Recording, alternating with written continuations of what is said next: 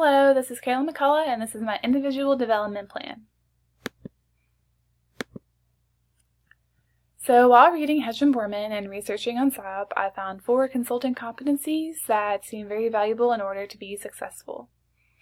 The first competency I found is job analysis for individual assessment. Hedgeman-Borman noted job analysis with individual assessment as a critical competency, which is to me a very valuable skill to have. The job analysis is a basis for many functions of IO consultants, so this is a knowledge or a skill that IO consultants should understand and know how to do. Plus, the job analysis happens to be one of my favorite functions of IO psychologists that have been discussed thus far in this program, so I wanted to include it in my individual development plan. Competency 2 is relationship management and building relationships. This competency is noted in Hedgeman-Borman in Chapter 3. They mentioned that Glasson emphasized that relationship building and relationship maintenance may partially be one of the most important factors in creating credibility. If a consultant is able to build rapport and maintain that rapport with her client, then the client may trust her more and may take her suggestions more seriously. Competency 3 is planning projects and workload. This competency seems like one of the building blocks for being successful as an IO consultant. Big projects, such as those faced by many consultants, can be stressful when looking at the project as a whole. But if you're able to plan out the project, prioritizing what pieces need to happen first, the project becomes more realistic to complete. This competency was found on SIOP under the industry pathway for IO psychologists. The fourth competency, effective verbal communication with others. I chose this as a critical competency from the list of competencies for IO psychologists and industries on SIOP, because verbal communication is how consultants will interact with clients. Verbal communication will most likely be used as a sole communication during many of the most important interactions between consultants and clients. Out of all the topics I've learned about so far in this program, job analysis is the one that has stuck with me the most. Of course, I'm not an expert or even a proficient at conducting a job analysis, but I feel confident in my ability to understand and apply this topic. In the course, Work Analysis, I completed a job analysis for the front desk or receptionist position in the Office of Admissions at BCTC, which is my current place of work. I received an A on this project as well as an A in the entire course. Additionally, Dr. Combs noted that she could tell that I spent a lot of time and put in a lot of work to ensure that I did well on the job analysis project. For this mock job analysis, I had to interview 2 coworkers who were subject matter experts. Both of my coworkers commented that I asked really detailed questions during the SME interview and on the questionnaire that I created. Based on these pieces of evidence, I feel confident that the job analysis is one of my strengths within IO psychology. Relationship building and relationship management has always been something that I have struggled with. However, I see that relationship building and maintenance is important as a professional, so I'm willing to put in extra effort into building relationships with colleagues and clients. Thus far in my adult life, I've noticed that I need to develop this competency. Here are some pieces of evidence. In the organization I currently work for, I don't have a strong relationship with anyone in any other department other than admissions, even though I work with people in many other departments. Some of my coworkers have strong relationships with others in advising, financial aid, and student support services. I've also only been there for about a year, so perhaps I just haven't had enough time to interact with others to build strong relationships. I have had positions in the past where I was encouraged to build a relationship with customers in order to sell more merchandise, but I found it difficult to connect with customers and build relationships, even customers who were around my age. I can see that there is a difference between sales and consulting, but both require a strong relationship between consultant or salesperson and the client or the customer. Lastly, I really enjoyed everything about my coursework and my professors from my undergraduate studies. However, I never really built a strong relationship with any of my professors or peers. Plus, the psychology program at UK was rather large. There was a lot of professors and a lot of students. so it felt difficult to narrow down and build relationships with peers and professors. So based on the evidence provided, this is a competency that needs development, especially if I want to be a consultant that is successful. My third competency is planning projects and workload.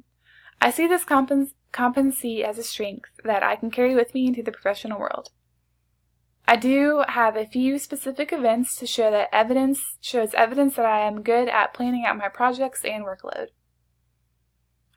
For my current position, processing applications and documents in a timely manner while prioritizing what is most urgent is a skill that has taken practice and forward thinking. In my last performance appraisal, my supervisor gave me a 3 out of 3, or exceeds expectations on the quality and the quantity of my work. This means that I performed well in getting my work done and doing it correctly. This is my 4th semester as a graduate student in this program. After my first or second course, I began planning out my weekly assignments on a day-to-day basis in my planner so that I would have daily assignment goals to meet in order to complete my weekly assignments. In reality, I can recall about 3 occurrences in which I did not turn in my assignments on time in graduate school so far, but I feel like my ability to plan out assignments and projects is above average. Another piece of evidence that I plan out my projects and workload well are my coworker comments in my current position. On numerous occasions, my coworkers have commented on how well I stay on top of the application query we get twice a week and document processing. Overall, planning projects and workloads through time management and prioritizing is one of my strengths.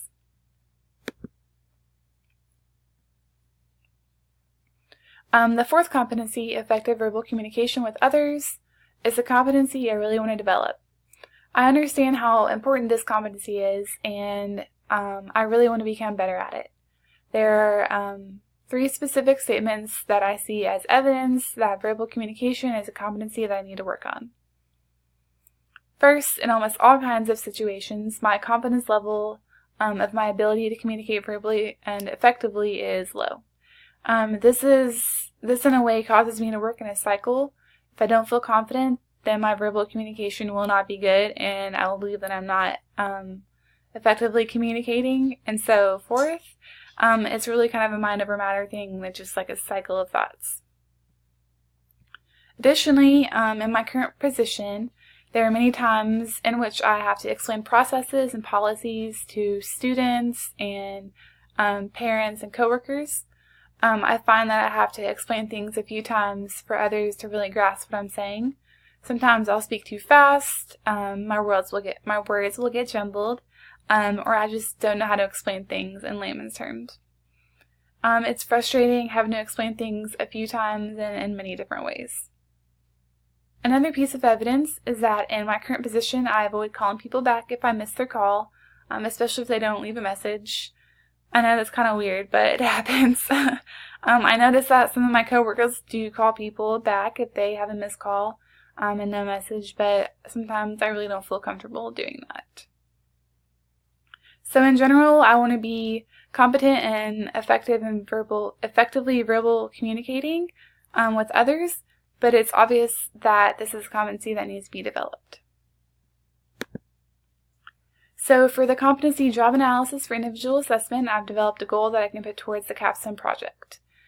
The goal is I will research 2 types of job analysis methods in the Handbook of Work Analysis to apply to my capstone project.